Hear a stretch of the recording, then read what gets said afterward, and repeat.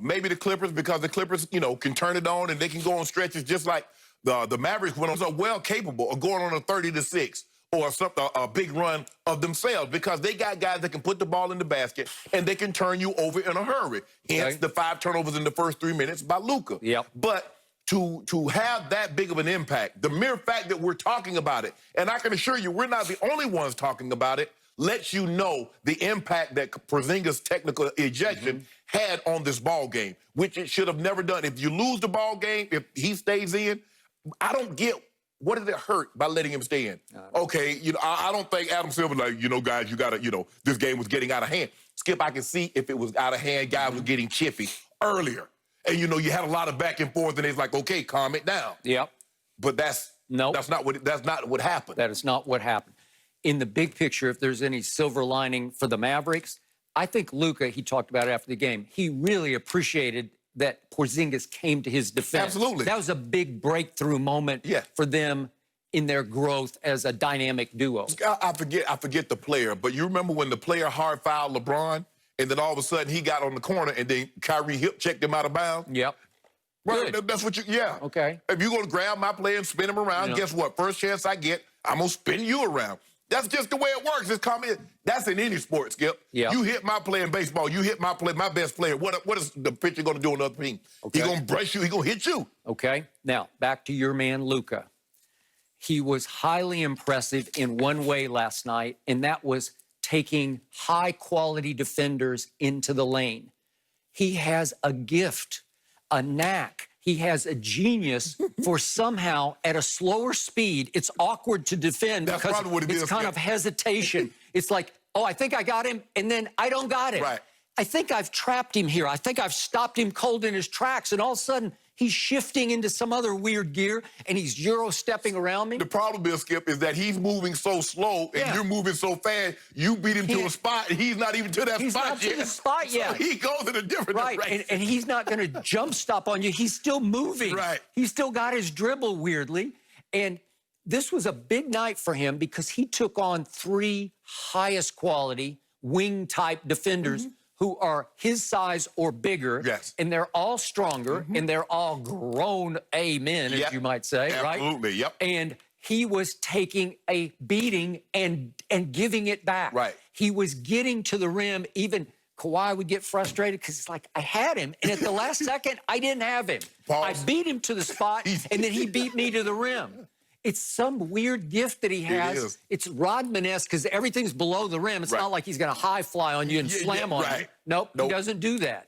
And I'm going to remind everybody again, he's not a good shooter, but last night he's been a very average to below average free throw shooter this year. By the way, he shot 75.8% from the free throw line for the whole regular season. That ranked 85th of 118 free throw shooters. So it's not great. But look what he did last night. 14 to 15. 14 to 15 will work. Yes. He better start making because that's Harden-esque. Well, Skip, because he can get to the line. And he'll be just like Harden. If he shoots 80%, he'll average 30 points a game for the next 4 or 5 years. Totally agree.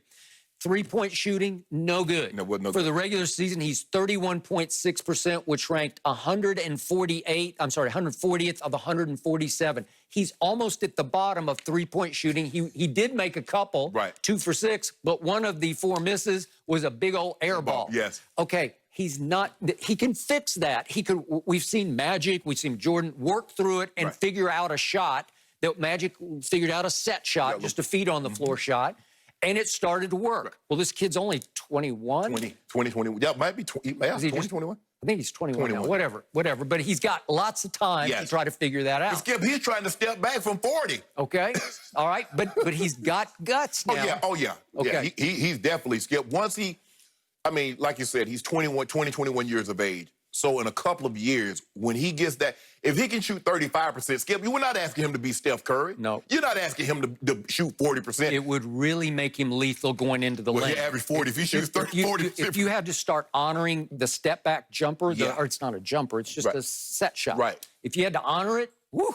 Now that's what makes James Harden so special, Skip, is because he created that shot, because we know he can slither his way to the basket. And Luka has some. Skip, Luka is stronger than you think. When you look at him, you looking like, I mean, I don't see no muscle. He ain't got no muscles like Kawhi or LeBron. Or, No. You know, he ain't muscular chisel like that. No. But all I know is guys be bouncing off him, and he going right to the rim and laying it up. He actually looks better post-hiatus than he did before. I think he's done some good things to his upper body. The point is, he took a beating last night, and I don't know if we have the video of him walking up the ramp to the locker room. He looked like he was a battered soul, man. He took a, I don't know if we have, but here we go. Look, it just looks like he was, look at this. He just looked beaten, battered, worn out. He gave a lot of energy and took a lot of abuse in that game. And Paul George made a strong point, I believe it was on ESPN in the post-game interview, that we went after him and we took a lot out of him. And if this is going to be a long series, it's going to wear on Luka. So I'm going to be very interested. He is a sore, tired young man. He's probably still asleep. I hope he's still asleep right now. That when he wakes up, I know he's just 21, whatever it is, but this took a lot out of him last night. What he does have on his side, Skip, is youth. And when you're young, your body can recover a lot better. Now, he gets to be 30, and he takes a beating like that, he will feel that a lot more than what he feels it. Because when you're 21, Skip, you don't even, you're like, man, you just pop up out of bed and everything is hunky-dory. But for him to have, and he's gaining confidence, Skip, he's like, hold on, I'm doing this to a two-time Defensive Player of the Year. I'm doing this to Paul George, a preeminent defender in all the NBA. I'm doing this to Pat Bev because they tried to put Pat Beverly on him, and Pat, he's like, for a while it worked. He's like, Pat, you're just too small. Marcus Morris, and we know Marcus is not a great defender, but he's physical. He's going to just try to beat you with physicality. And he's like, no, I'm going to the rim, and you can't stop me. Now, the Clippers did not ever resort to let's take the ball out of his hand. They just said, we're going to play you straight up.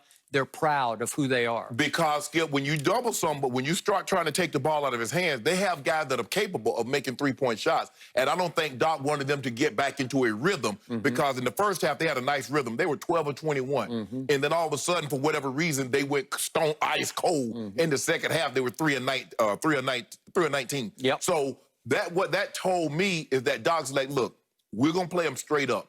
We'll let Luka do his thing. Hopefully he'll cool off here. But we don't want to let Seth Curry, we don't want to let these guys, Hardaway Jr., get hot from the three-point line because that's what got him back in the game and gave him that big lead, Skip. I agree. Is the three-point ball. Okay, now to why I still love the Clippers. This team is mentally tough from top to bottom. It's got a bunch of, if you want to say dogs, you know, who have that dog in them. They're a bunch of guys who will take and make big shots.